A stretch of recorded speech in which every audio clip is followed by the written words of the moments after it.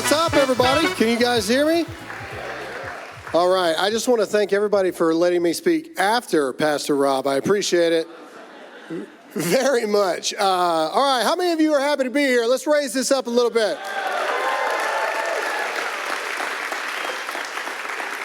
All right.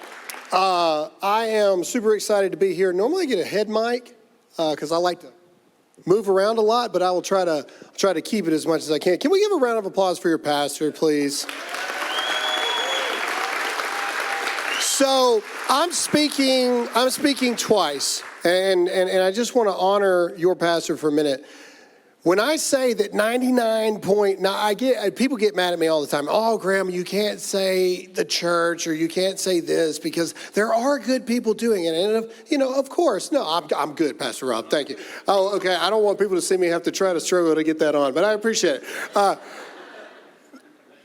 99.999999997% of churches do not have the courage to do or even have a courage conference. So one more time, can we honor your pastor?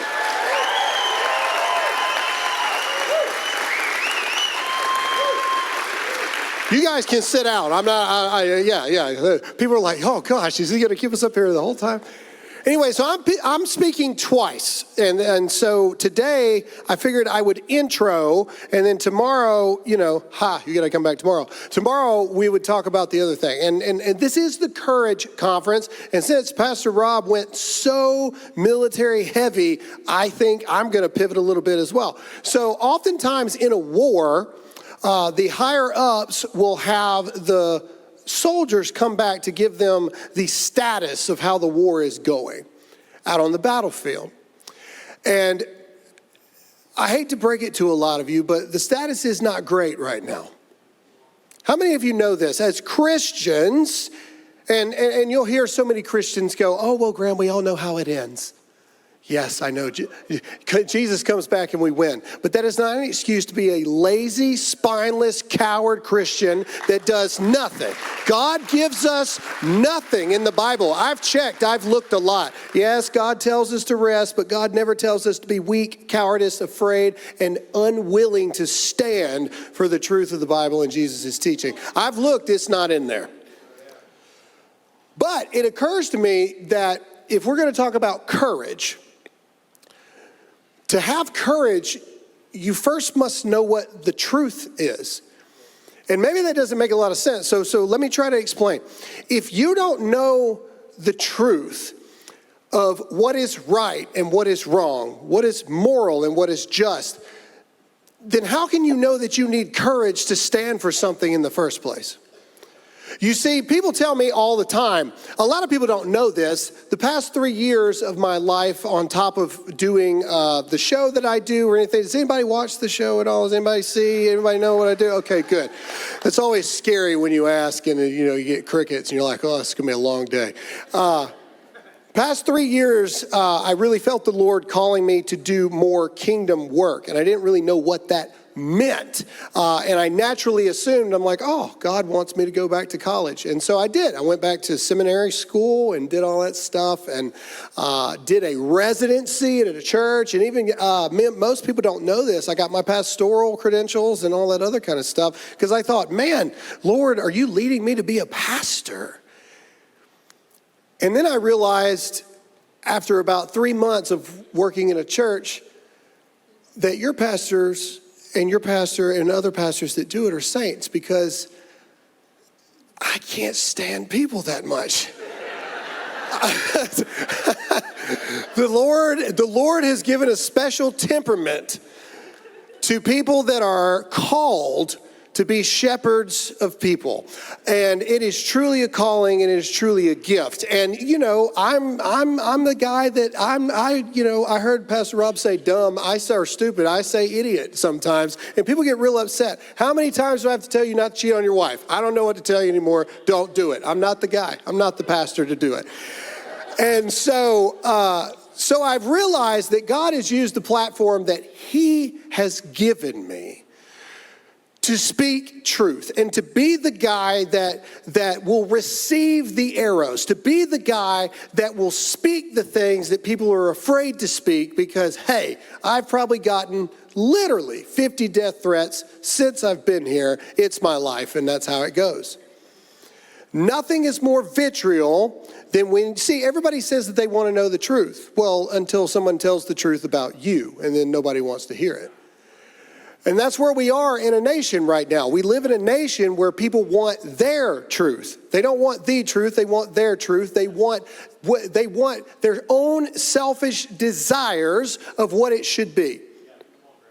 And I also have the distinct privilege in my life to, God has put me in a unique position to where somehow, some way, I am now mentoring pastors to go out there and actually do the job that they signed up to do in the first place. There is a movement happening. Now, we've got a long way to go, but there is a movement happening. There are pastors that are slowly realizing that what's the status of the war? The church is losing the battle. We are losing the battle. In fact, if we want to look at where we are as a society or as this country, we need to look no further than the mirror as Christians. Because we are to blame. We are the ones. We should be the first ones standing up and screaming at the top of our lungs, what in the world is going on? But we've been taught by this weak, watered down Christianity that we're supposed to love everyone. Well, sometimes love is really harsh.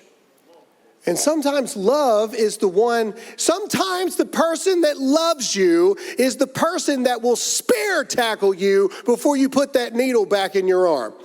Sometimes the person that loves you, if you love your children and you see them about to run in the street and there's a car on the way, are you going to go, Timmy, can you please move? You're going to Goldberg spear your child out there, and you may break a bone or two, maybe even theirs, but you save their life because you actually love them.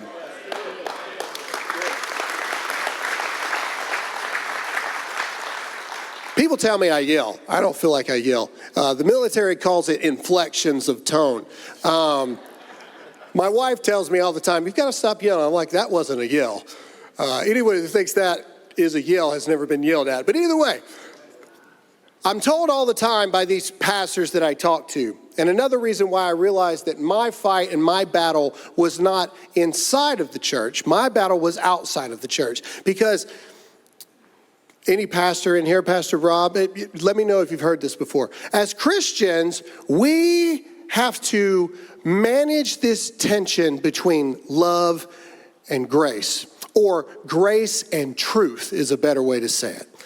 We have to juggle this tension between truth and grace. And many people will say that if you have too much grace, you have enabling, but if you have too much truth, you have trauma.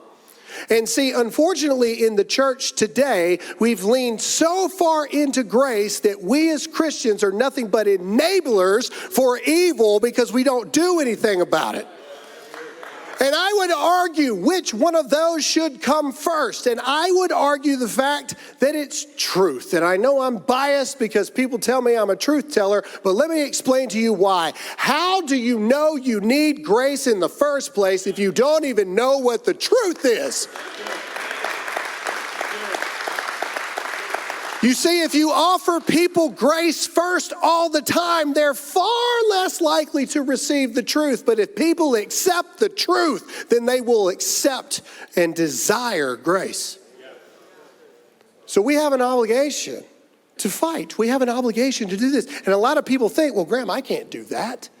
People look at what we've created at Dear America, and people look at the fact that I have a weekly meeting with the Trump campaign every single week, talking about where we are, what's going on, what are the polls saying, blah, blah, blah, blah, blah, this, and that. And I'll get more into that tomorrow because they're having a big rally in Arizona right now. And I'll talk to you about these things. But a lot of people tell me all the time, well, Graham, who am I? What can I say? What can I do? Well, 10 years ago, Graham Allen was a nobody, and I'm still not anybody today. I don't know why people listen to me talk. I don't even think I sound that smart. I'm a redneck from Mississippi. Up until about a year ago, I had a high school diploma that didn't even mean as much as y'all's high school diploma because it's from Mississippi. And it's true. I can say it. I'm from there. You can't. I can. But either way. So, because I'm now having to follow Pastor Rob, I felt led. I literally, while I was sitting there, I was like, I got to pull 1 Corinthians 2 out. I got to, because he just made me look like a fool up here. Because God has gifted this man with come on. What? Can we give something for Pastor Rob really quick? So Paul writes to the Corinthians in his letter here, 1 Corinthians 2. He writes this, and this will make sense why I'm saying this in a minute. He says, and I, when I came to you, brothers, did not come proclaiming to you the testimony of God with lofty speech or wisdom. I'm from Mississippi. I don't have a lot of it. For I decided to know nothing among you except Jesus Christ and him crucified. And I was with you in weakness, in fear and much trembling, and my speech and my message were not in plausible words of wisdom, but in demonstration of the Spirit and of the power, so that your faith might not rest in the wisdom of men, but in the power of God. Paul gives the best description of anyone that is able to not only be a preacher or a pastor, but a truth teller to fight against the evil in the world. You don't have to be the most educated. You don't have to know the Bible back and forth. You just have to know the truth. And the truth is the good news of Jesus being born, living a sinless life, dying, resurrected on the third day, and going up and ascending into heaven so we may have a possibility of spending eternity with him. See, for so long, here we go. I said I was going to talk short so we could do a Q&A, and now here I'm going. All right, here we go. For too long, we as church have misconstrued it, just like we've misconstrued politics. Ooh, Graham, what do you mean by that? Where's he going? Let me tell you what I mean. Once upon a time, if you wanted to run for Congress, you just ran for Congress. We as people are the ones that said, well, they got to look like this, they got to dress like that, they got to have this degree, they got to be a doctor, a lawyer, they got to have blah, blah, blah, blah, blah, blah, blah, blah, blah. That's not anywhere in the Constitution. That's not anywhere in the laws. That's not anywhere. We did that. We put that on there, and 99% of Congress just needs to be kicked out and drug out by their fingernails, and we need to start again. It's just true. I meet with these people all the time. I know all of them. In fact, you know how corrupt it is? Oh, we don't have enough time. You guys, they all have the pen, right? The Congress pen. Do you guys know that when they get there, the House Majority Leader and the House Minority Leader of whatever party it is, they give them that pen. And on the back of those pens, this is some secret society stuff, but it's true. On the back of those pens is a number. And they literally assign them a number of how important they think that they are. See, from the very second they get there, they are put into a realm of evil you can't even imagine. And we as people did that. And we've done the same thing in the church. We have said that you got to dress this way. You got to look this way. You got to talk this way. You got to go to this seminary. You got to go to that seminary. What is education? Education is nothing but the transference of ideas and biases of which you already have. If you go to Baptist seminary, you're going to be a Baptist. If you go to Assemblies of God seminary, you're going to be an Assemblies of God. It's all man-created things. Now, sure, you should study, absolutely. But Paul is making it known that you don't have to be what the world would consider special to do amazing things with God.